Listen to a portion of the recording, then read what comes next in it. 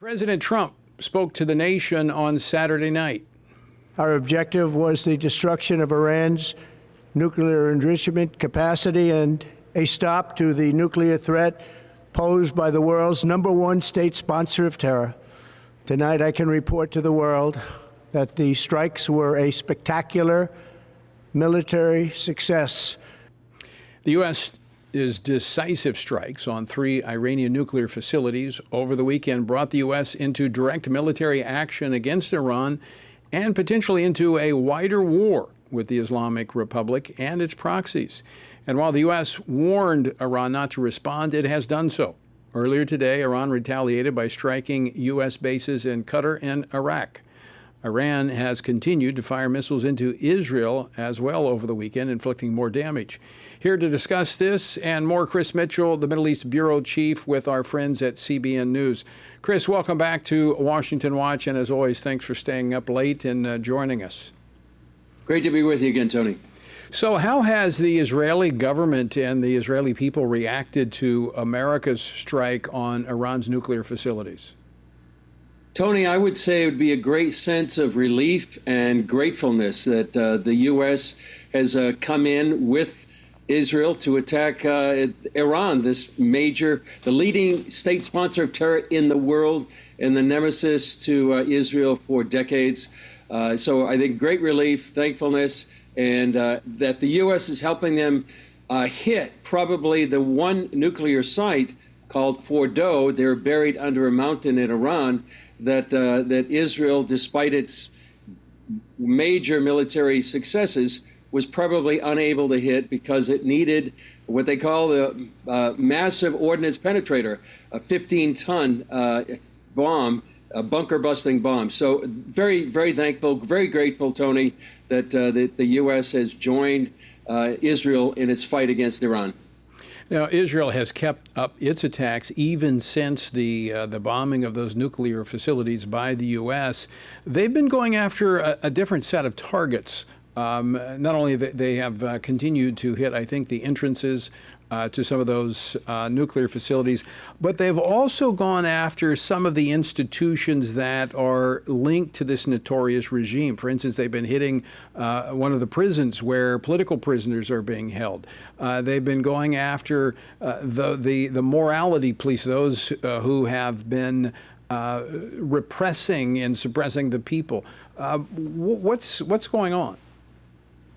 Well, these are immense political targets that the IDF is going after, and it represents, I think, some people believe it's almost as important as what the U.S. did on Saturday by bombing Fordow. What it is, it's hitting, as you said, the Evin prison, the notorious prison where thousands of political prisoners have been tortured and persecuted, sometimes executed throughout the years. They've targeted the Bajis. Now, these are the thugs that go out and suppress many of these protests that we've seen throughout the year, throughout the years 2009, 2022. They've gone over what's called the destruction clock, the clock that Iran has set up that would finally destroy Israel. I think the year was 2040. So these are significant political targets, and they represent, it appears that the way that Israel is undermining the regime, so that if there is, and many people expect there will be a time when the Iranian people will protest, that these the infrastructure, the political infrastructure of Iran that has been used to keep the population suppressed and oppressed and intimidated, that these are going to be weakened enough. Who knows? It could be that regime change that many people are hoping and praying for. But these targets are very, very important, Tony, to undermine the Islamic regime. You know, Chris, that's how I see it. I've read press reports here in the States that call these symbolic. I think it's more than symbolic. I think it is undermining the intimidating infrastructure that's there. You know, Israeli Prime Minister Benjamin Netanyahu has described the regime as weak, and he has urged the Iranian people to rise up against it. And it appears that there may be some things on the ground because the Mossad has been operating there in Iran. I'm wondering if there is so far we've seen everything from the air. I'm wondering if there's anything on the ground there to help encourage a movement by the Iranian people? With all the activity of the Mossad, with people there on the ground, you would have to imagine that there is some sort of plan in progress, communications, relationships that would help foster a possible uprising, possible regime change. I know the saying is that regimes like the Islamic regime are brutal, but they're brittle. And so maybe this is the time of cracking. We also have had that post on Truth Social where President Trump said, you know, it's not politically correct to talk about regime change, but if this regime can't make Iran great again, what's the problem with the regime change? Carolyn Levitt kind of explained more about that today. So it seems like it's this idea of regime change is being more and more accepted. Prime Minister Netanyahu, as you said, now President Trump, even today in Paris, Reza Pahlavi, he's the son of the late Shah. He's calling for regime change. Some people see him as a potential, at least interim leader of if there's a regime change and going to a democratic Iran. So the fact that the IDF is hitting these targets, they're real targets, they're real buildings, real people that really had been used by the regime to keep the population under their heels. They seem to be hitting those targets purposely with the idea of maybe this could change things on the ground. But they've also been very careful to warn the civilian population when these attacks are coming and to avoid these potentially civilian targets. Yeah, they have, exactly. And it's something the IDF does regularly. They've done it in Gaza throughout the years.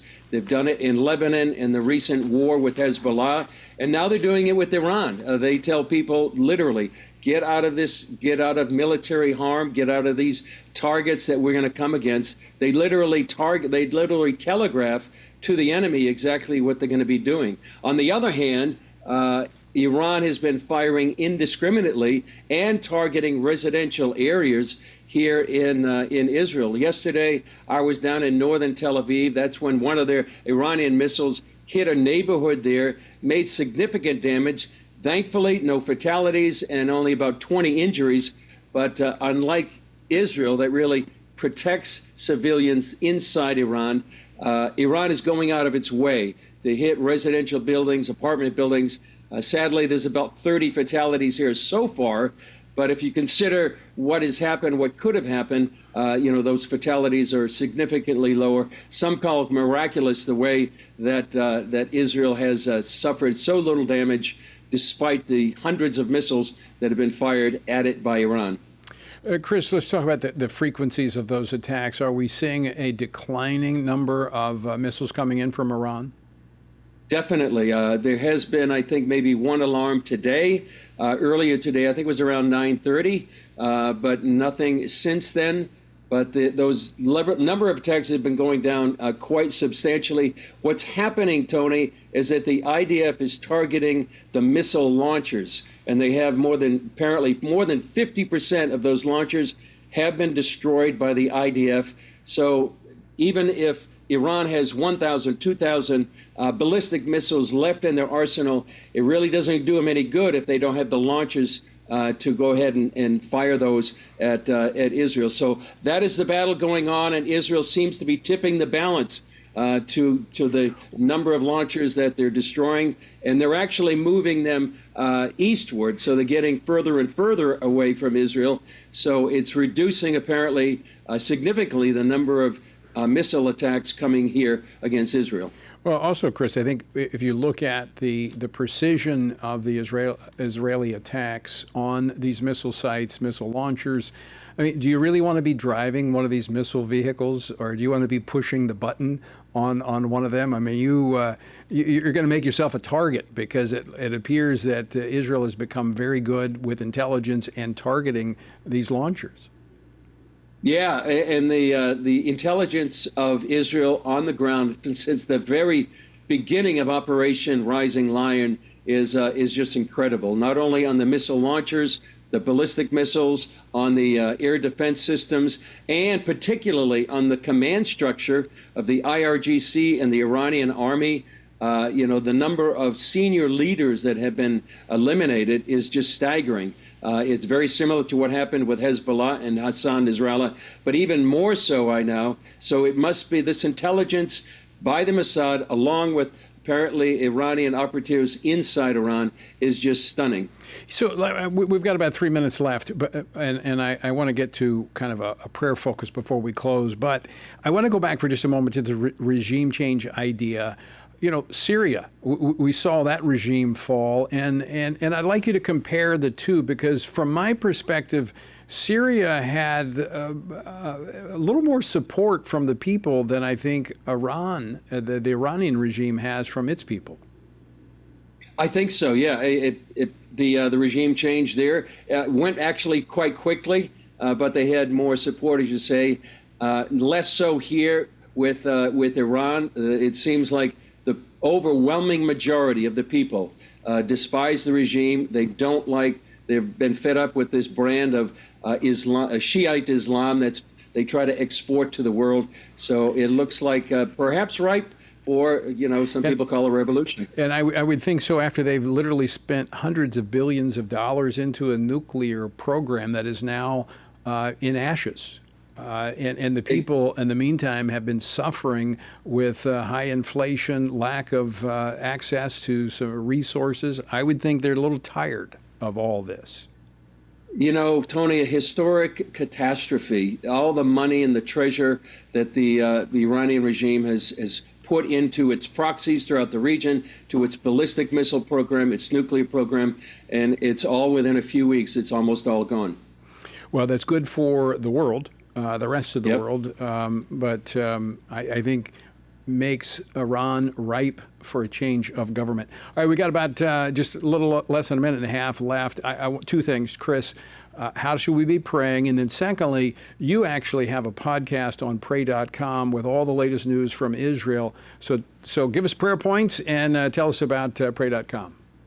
Well, they can go to pray.com/Chris Mitchell, a weekly podcast on many things that we've had you on it, Tony, and many other people like Ann Graham Lotz or other folks, and also an analysis of what's happening here.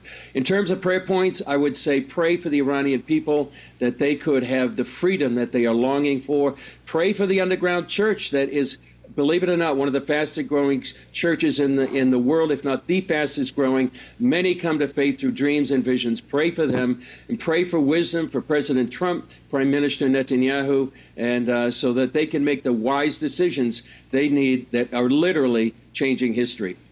Well, we're going to continue to pray for them and pray for all of our friends like you there in Israel for your safety and well-being as well. Chris Mitchell, always great to have you on the program. Thanks for taking time to join us today.